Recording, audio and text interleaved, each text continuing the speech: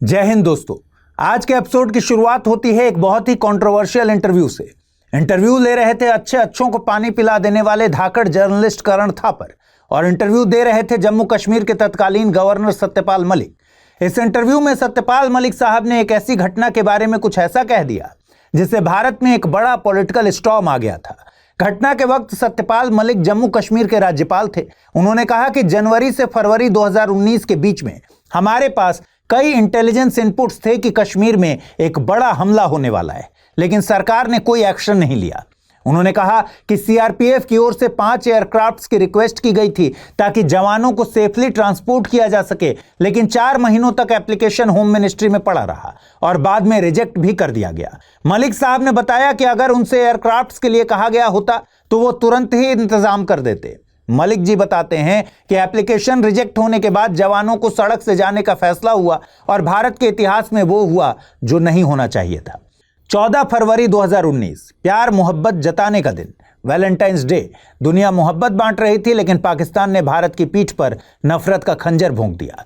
इसी दिन एक ऐसी घटना हुई जिसे याद करके आज भी हर भारतीय का खून खौल उठता है और आंखों में आंसू आ जाते हैं। यह था पुलवामा अटैक में 40 से ज्यादा जवान शहीद हो गए। जम्मू कश्मीर के पूर्व गवर्नर सत्यपाल मलिक ने कहा था कि पुलवामा अटैक केवल केंद्र सरकार की लापरवाही के कारण हुआ था। मलिक साहब के हिसाब से अगर सरकार ने टाइमली एक्शन लिया होता तो कई जवानों की जिंदगियां बच जाती। मलिक साहब इंटरव्यू में कहते हैं कि उन्होंने प्रधानमंत्री नरेंद्र मोदी को इस लापरवाही की जानकारी दी थी, लेकिन उन्हें चुप रहने के लिए कहा गया। सवाल है कि क्या सरकार ने अपने जवानों की सुरक्षा को सीरियसली नहीं लिया? क्या पुलवामा हमला रोका जा सकता था? दोस्तों, आज का एपिसोड डेडिकेटेड है भारत के परम शूरवीरों की वीरता के नाम। इस एपिसोड में हम जानेंगे कि पुलवामा अटैक कैसे हुआ था, कैसे इस अटैक को प्लान किया गया था, कौन था जिम्मेदार, अटैक के बाद भारत का रिएक्शन क्या था, कैसे भारत ने पाकिस्तान पर दबाव बनाया और कैसे बदला पूरा करने के लिए भारत ने पाकिस्तान के सीने में चढ़कर टेररिस्ट लॉन्च पैड को तबाह करके लगभग 300 आतंकवादियों को नेस्तनाबूद कर दिया। आप देख रहे हैं द फोर्थ डायमेंशन। मेरा नाम है अमृत।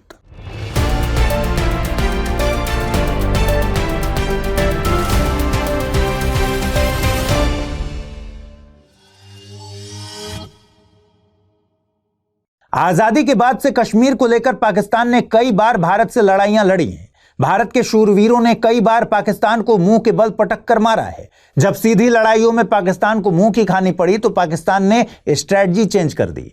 पाकिस्तान अब भारत से प्रॉक्सी वॉर करने लग गया और इसका नतीजा हुआ कश्मीर में आतंकवाद।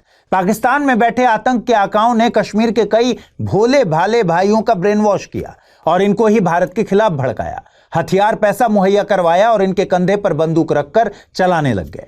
कभी एंटी नेशनल एजेंडा चलाया तो कभी भारत के रिलीजियस कल्चर के ताने बाने को तोड़ने लग गए।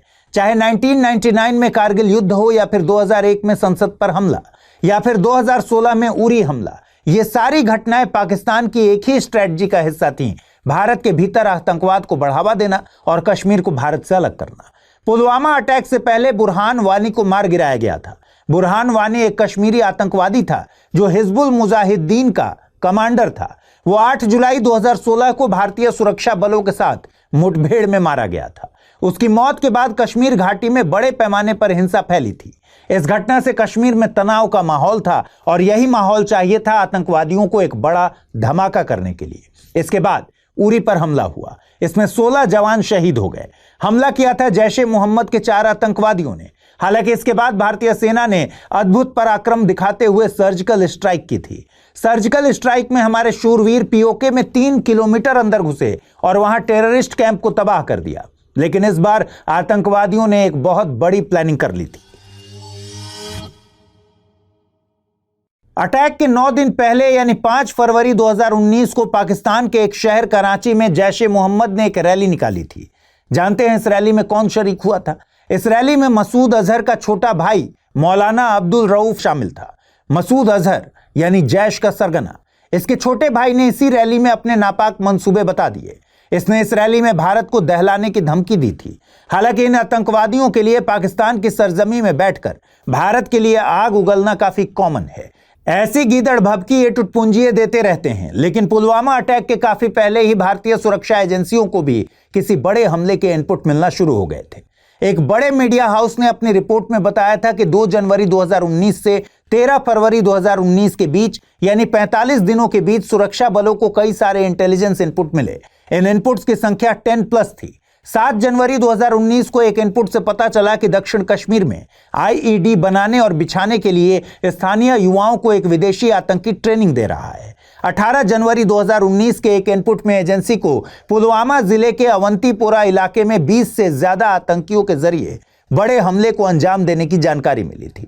ऐसा कहा गया कि ये आतंकी मसूद अजहर के भतीजे तलहा रशीद के एनकाउंटर का बदला लेने की तैयारी कर रहे थे। इन सभी इनपुट से यह तो साफ हो गया था कि आतंकवादी हिंदुस्तान में कुछ बड़ा करने की फिराक में है। इनफैक्ट सुरक्षा एजेंसियों के पास इस बात की भी जानकारी थी कि मुदासिर अहमद खान 4 सुसाइड अटैकर्स को जल्द ही कुछ बड़ा करने के लिए भारत भेजने वाला है। मुदासिर अहमद खान कौन? जैशे मोहम्मद का कमांडर। यह वही मुदासिर अहमद था जिस पर 2017 में सीआरपीएफ कैंप पर हमले के आरोप लगे थे। लापरवाही की हद देखिए कि जनवरी 2019 में मुदासिर को पुलवामा के कुछ गांवों में रेकी करते हुए देखा भी गया था, लेकिन सुरक्षा एजेंसियों ने इसे गंभीरता से नहीं लिया। इसकी एक्टिविटीज ट्रैक नहीं की गई। कुल मिलाकर खुफिया एजेंसी को जितने भी इंटेलिजेंस इनपुट मिले थे उनमें एक बात एकदम साफ थी कि पुलवामा और अवंतीपोरा में अगले कुछ दिनों में कुछ बड़ा होने वाला है। इसके अलावा हमले से 2 दिन पहले जैश ए मोहम्मद ने अफगानिस्तान में एक फिदायीन हमला करके वीडियो अपलोड किया और कश्मीर में भी इसी तरह का हमला करने का संकेत दिया। इतना ही नहीं, पुलवामा अटैक के 24 घंटे के पहले भी सुरक्षा एजेंसियों को सीआरपीएफ काफिले पर जैश ए मोहम्मद द्वारा आईईडी ब्लास्ट की चेतावनी दी गई थी, लेकिन किसी ने ध्यान नहीं दिया। एक तरफ सिक्योरिटी एजेंसी को इतनी गंभीर चेतावनियां मिल रही थी और दूसरी तरफ जम्मू कैंप में 2500 से ज्यादा जवान ठहरे हुए थे। ये सारे जवान अपने अपने घरों से अपने बीवी बच्चे, माँ बाप, भाई बहन, रिश्तेदारों से मिलकर छुट्टियां मनाकर लौटे थे और अब भारत माता की सेवा करने अपनी कर्मभूमि पर आ चुके थे। इन सब की ड्यूटी कश्मीर के अलग अलग हिस्सों में थी, इसीलिए ड्यूटी के लिए इन सभी को कश्मीर के अलग अलग हिस्सों में भेजा जाना था। लेकिन प्रकृति के आगे किसी की नहीं चलती। ये वो समय था जब कश्मीर में जबरदस्त बर्फबारी हो रही थी। बर्फबारी के चलते सभी रास्ते बंद थे।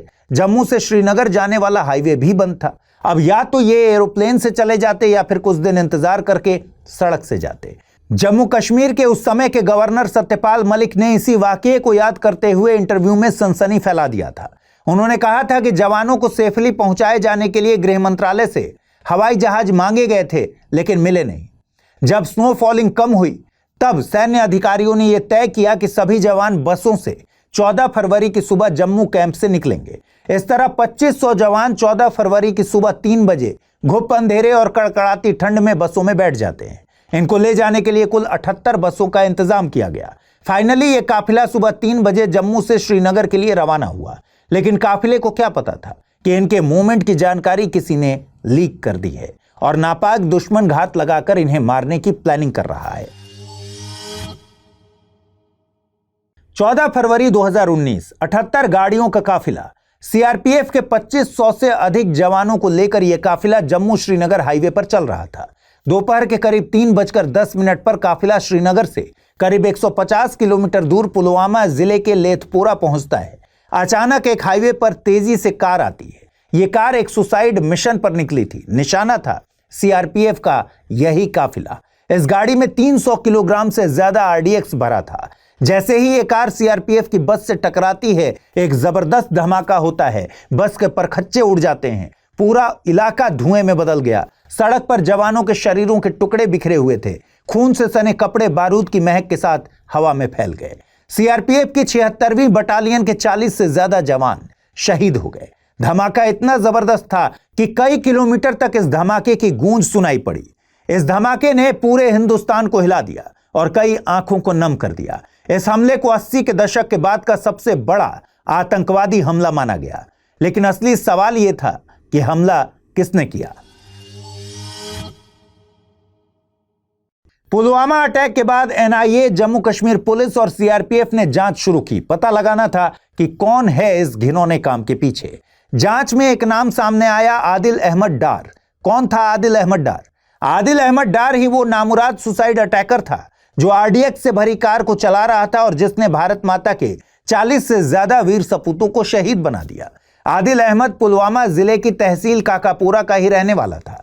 आदिल अहमद के पेरेंट्स ने बताया कि आदिल बार बार पुलिस द्वारा पीटे जाने और ह्यूमिलिएट किए जाने के बाद कट्टरपंथी बन गया था।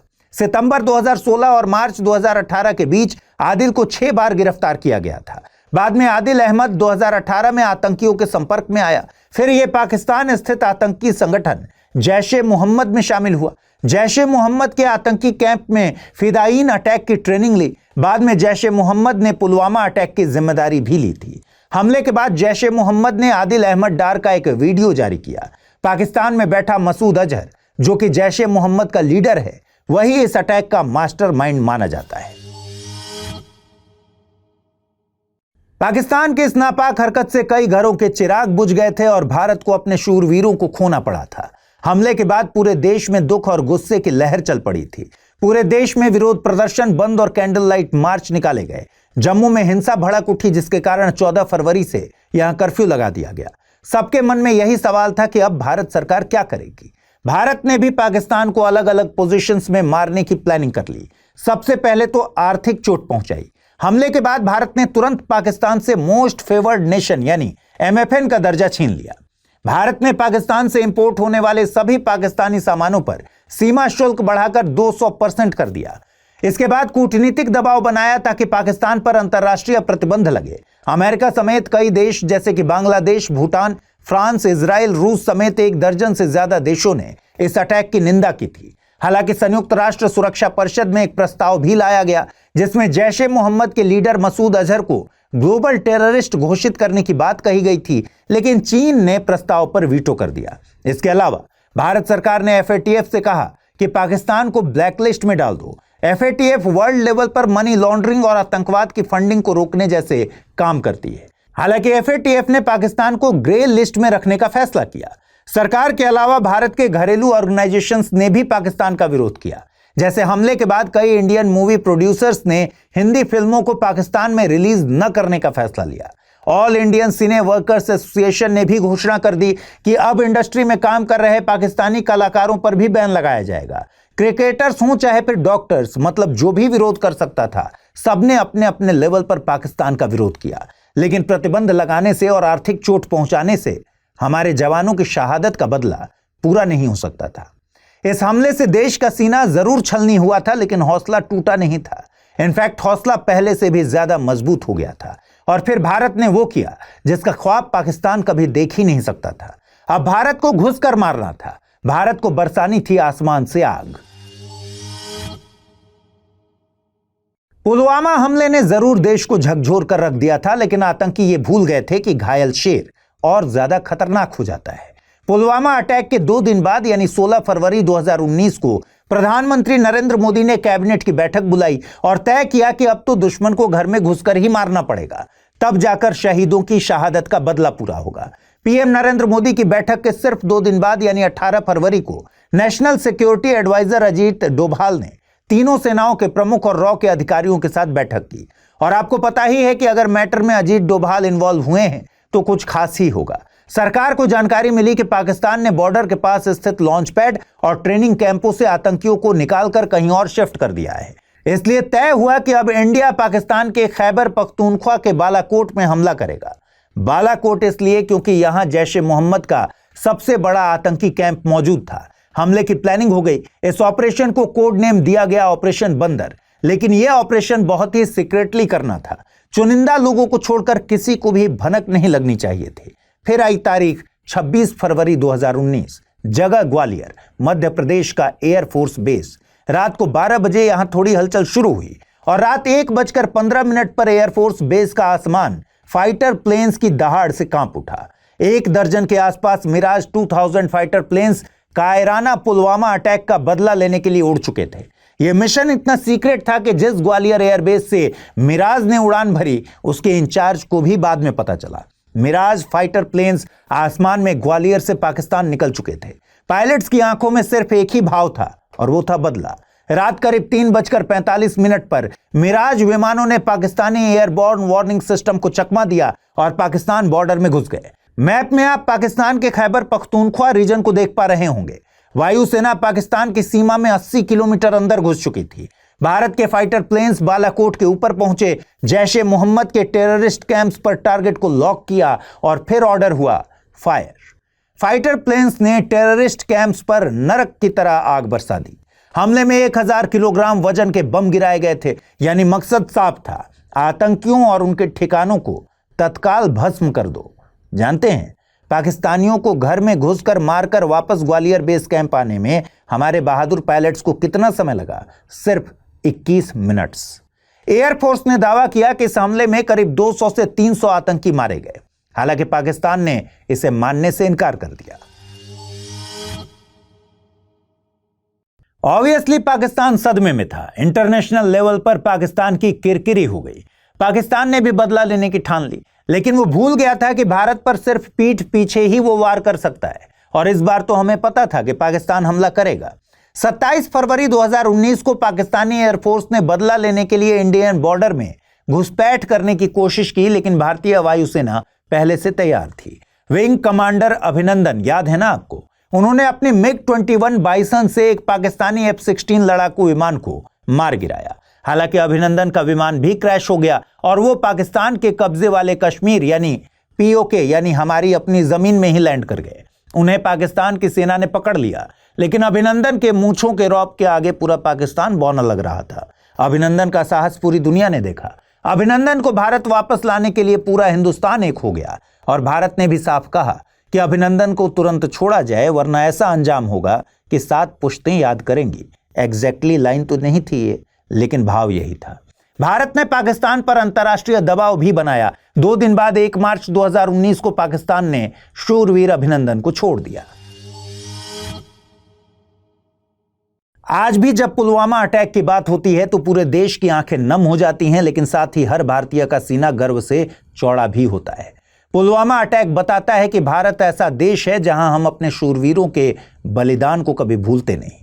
पुलवामा अटैक सिर्फ एक आतंकी हमला नहीं था, यह अटैक भारत की सहने की सभी हदों को पार कर गया था। लेकिन इस बार भारत चुप नहीं बैठा।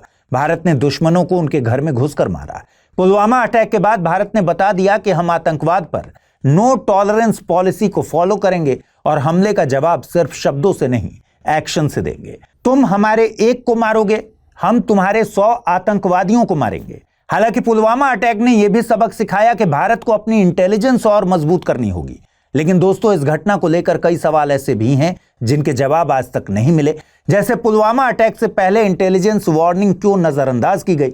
इस लापरवाही का जिम्मेदार कौन है? सरकार ने जवानों के लिए एयरक्राफ्ट देने की मंजूरी क्यों नहीं दी होती तो CRPF के जवानों को सड़क से भेजने की जरूरत नहीं होती। हमले से पहले खुफिया एजेंसियों ने अलर्ट जारी किया था कि आतंकी सुरक्षा बलों पर फिदायीन हमला कर सकते हैं, लेकिन इसे गंभीरता से क्यों नहीं लिया गया? आतंकियों के पास इतने विस्फोटक कहां से आए? सुरक्षा बलों की मूवमेंट की जानकारी लीक कैसे हुई? ऐसे कई सवाल हैं जिनके जवाब अभी तक नहीं मिले, और शायद मिले भी ना। दोस्तों, कमेंट करके बताइए आज का एपिसोड कैसा लगा। आज के एपिसोड में इतना ही। जल्द मुलाकात होगी इसके अगले एपिसोड में। तब तक पढ़ते रहिए, सीखते रहिए, बढ़ते रहिए। नमस्कार।